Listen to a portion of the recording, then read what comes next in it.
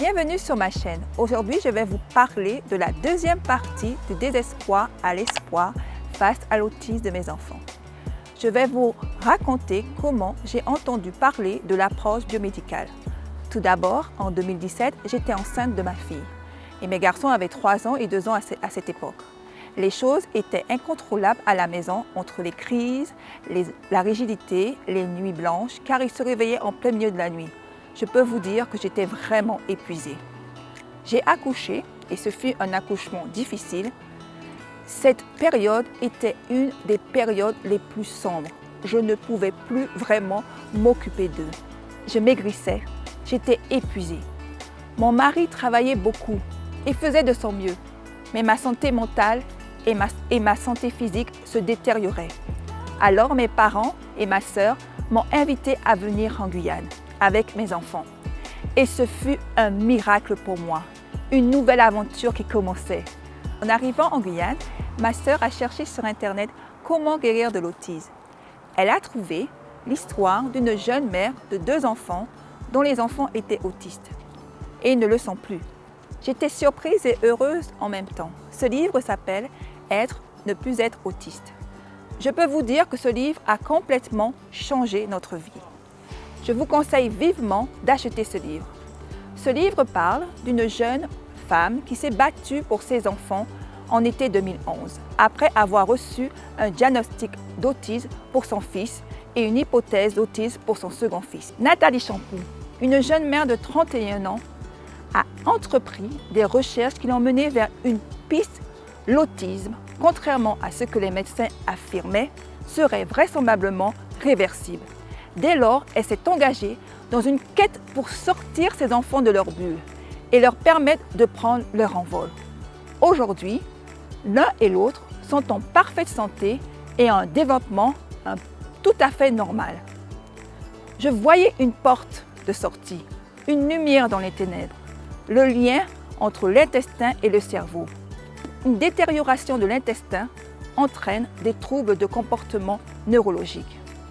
Les médecins étaient si pessimistes pour mes enfants, juste des thérapies.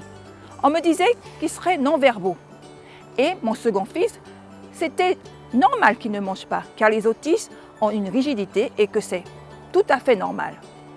Je devais m'y faire, donc pour moi, pas d'espoir. L'autisme, pour certains spécialistes, est génétique, donc cela est inscrit dans les gènes. Dans une vidéo précédente, je vous parle de la montée fulgurante du nombre de cas d'enfants atteints d'autisme.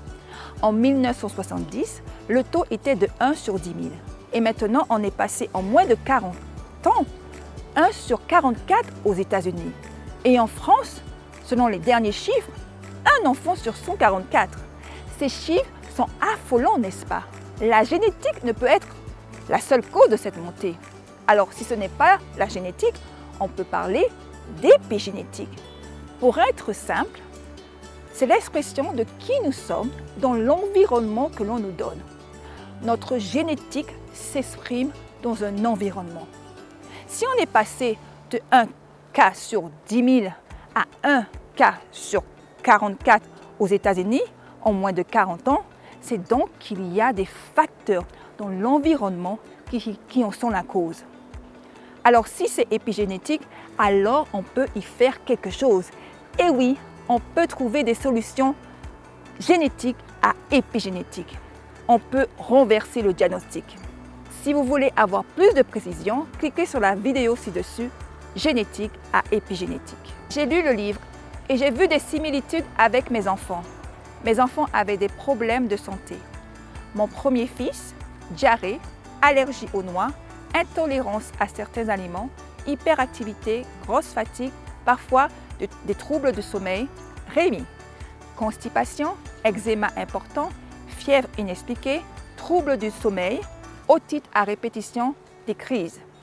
Je suis infirmière et je me suis dit à cet instant, je dois m'occuper de la santé de mes enfants. Il est temps de reprendre des forces pour prendre soin d'eux. La lutte pour une meilleure santé de mes enfants allait commencer et elle continue à ce jour.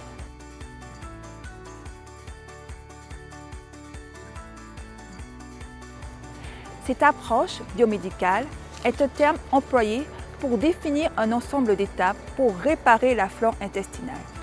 Cette approche est vraiment connue aux États-Unis.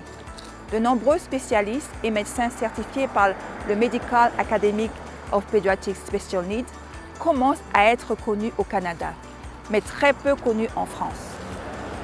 Il ne s'agit pas d'une recette miracle, mais plutôt d'une piste porteuse d'espoir.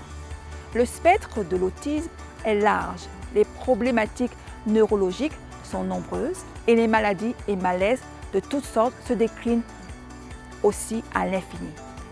C'est sûr qu'il n'y a pas de garantie, mais essayer cette approche, c'est beaucoup d'efforts, mais ça en vaut la peine.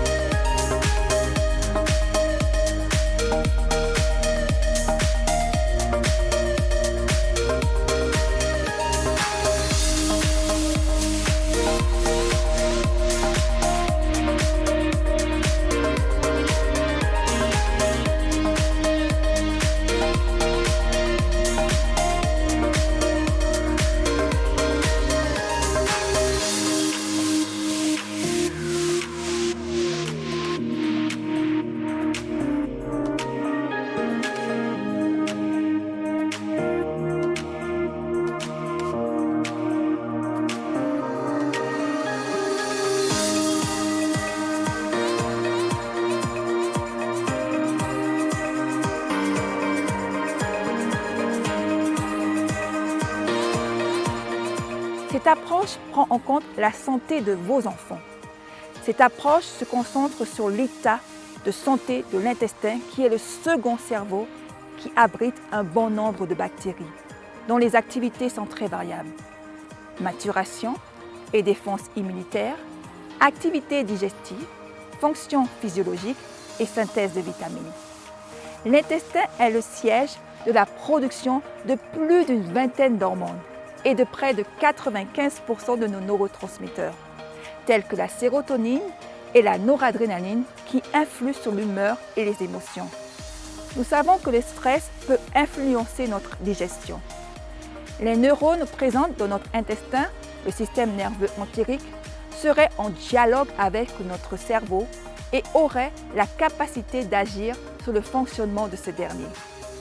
Les états dépressifs, irritabilité, anxiété, perturbation du sommeil, retard du langage, la coordination, la rigidité alimentaire, déficit d'attention, crise émotionnelle. Nous reparlerons de cela dans une prochaine vidéo sur l'intestin, le microbiote et l'autisme. Ayez à l'esprit, il n'est pas bon de courir plus vite que l'on ne peut. Cela demande beaucoup d'efforts et beaucoup de sacrifices. On est vite découragé car nous voyons une progression et après une stagnation. Chaque chose en son temps. Cela en vaut la peine, cette approche. Le temps est différent pour chacun. Moi, par exemple, j'entends des histoires où les enfants ont vraiment moins de symptômes, ou plus du tout. Oui, c'est réel, comme l'histoire vraie de Nathalie Champoux. Mais si vous constatez que les symptômes ne s'améliorent pas aussi vite, cela ne veut pas dire que vous n'êtes pas sur la bonne voie. Je le dis, car je vis cette expérience. Comme dit, petit à petit, l'oiseau fait son nid. Je le redis, le temps est différent car chaque enfant est unique. Le plus important, c'est d'aider nos enfants à retrouver une bonne santé en donnant de bons aliments avec un bon environnement. Il n'y a pas de secret pour réussir. C'est le fruit de l'apprentissage du travail acharné et des leçons tirées de l'échec. La persévérance est la clé de la réussite. Il y a beaucoup de témoignages sur un site qui s'appelle takana.com. The Autism Community in Action. Il y a toutes les langues. Allez sur ce site.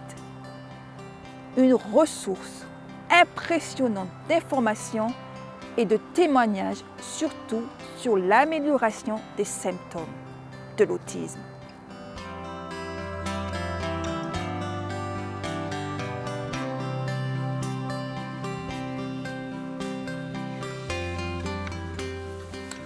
Hi, Matthews.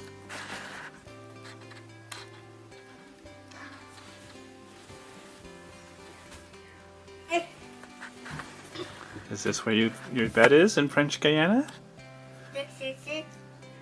This is where you sleep?